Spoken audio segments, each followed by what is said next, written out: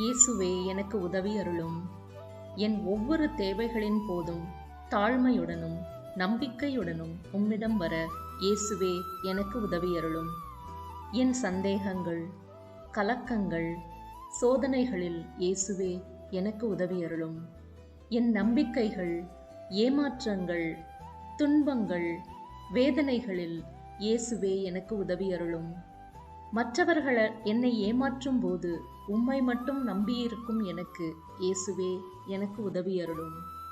நீரே என் ஆண்டவர், மீட்பர் என நான் வரும்போது இயேசுவே எனக்கு உதவி அருளும்.